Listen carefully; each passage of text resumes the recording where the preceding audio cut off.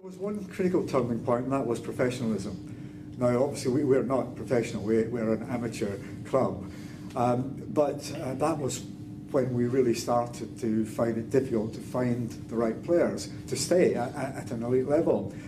Obviously, the players were contracted, and we could only get hold of them as they were developing into that level, or later on when they were just finishing up their 15-a-side career.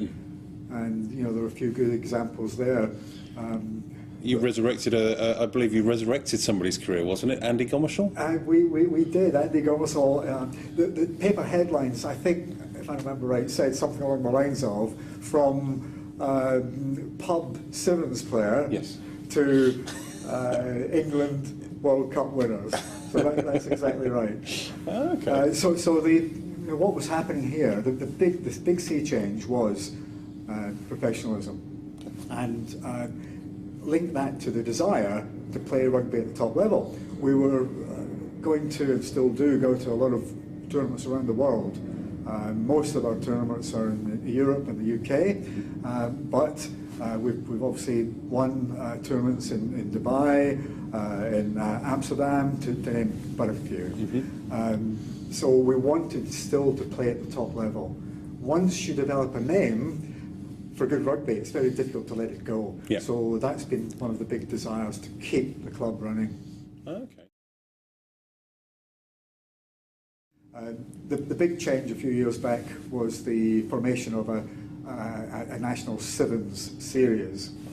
The first guys who came in and started to run the series did a great job in setting it up.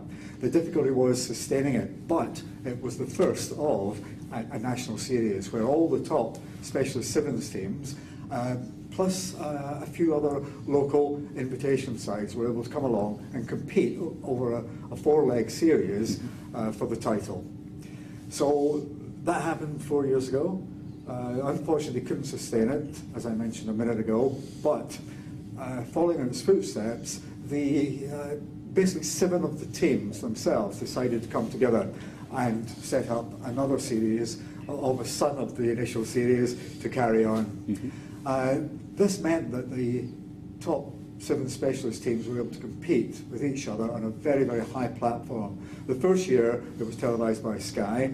The second and third year it was basically only videoed and put on the internet. Mm-hmm. And we are now heading off into 2013, of course, when there is another new series taking place. So although that sounds a little bit disjointed, there has now been, for the last 4 years, a sevens series in the UK to allow all the invitational sides to play in.